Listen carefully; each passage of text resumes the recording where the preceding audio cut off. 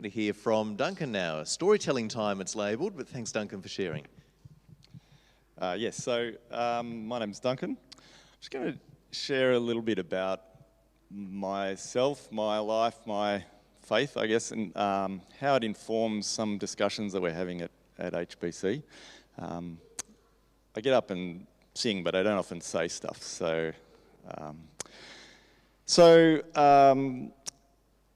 My mum was Australian, still is. My dad, English. So he came over here when he was 21.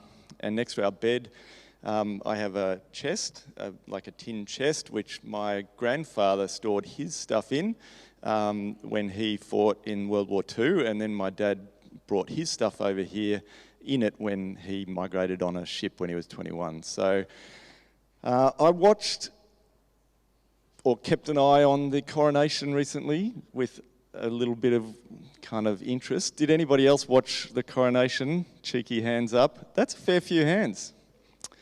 The coronation followed hot on the heels of Anzac Day this year. And that's why I mentioned my grandfather's service in World War II. And because of that, I paused afterwards and I had a bit of a thought exercise. What if the Germans had won World War II? How would that have changed, me, my heritage? How would that have impacted my family? Many of whom, all of my dad's side are all in England still. And I think the effects would have been very profound, right? Like genocide, suppression of people of different cultures and stuff by the Nazis. Like, it's horrible to think about what my family would have endured, probably, and others in England if World War II had gone a different way. So why do I share that? Well, in our context here, living in Tasmania,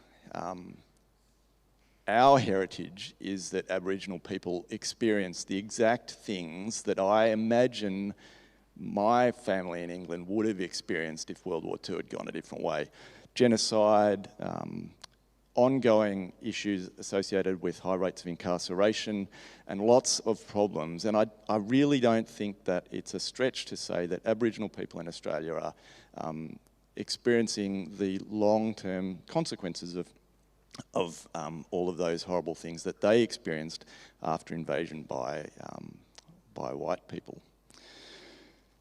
So, as somebody of English heritage, do I feel guilty about all of that? No, I don't.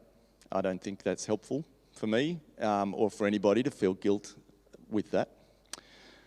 But it does inform how I view some of the discussions that we're having at HBC and socially, within our context about acknowledgements of country and about the voice. The reason that I feel like it informs my perspective on those is because Jesus fundamentally, if I think about who Jesus was, his whole being was about incarnation, about walking in people's shoes, right? And so I start to feel like I can maybe put myself a little bit in people's shoes, Aboriginal people in Tasmania, if I conduct that thought exercise about World War II, right? And so for me, that is part of my way of understanding these issues, is trying to put myself in Aboriginal people's shoes, using experiences from my own culture and background and so on. And so I think the acknowledgement of country is very important. We've been asked to do that by Aboriginal people. I think the voice is very important because we've been asked to do that by Aboriginal people. And if we try to put ourselves in their shoes, I think we've got to really listen to those requests. In my work, when I run meetings, do I always have an acknowledgement of country? No, I don't. I think we've got to do it sensitively and that's part of our discussion at HBC. How do we do it sensitively and appropriately?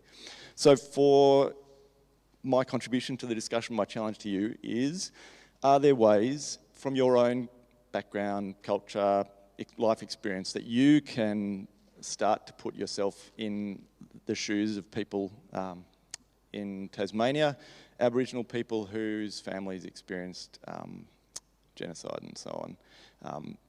I certainly can't do it very effectively. You probably can't too. So we need to meet people, Aboriginal people who have that background and talk to them about their perspectives and so on. That's an important part of the picture as well. But then let's form our perspectives on these issues based on trying to put ourselves in people's shoes, just like Jesus lived his whole life and came to earth to do. That's my 2 cents worth. Thanks for your encouragement, Duncan.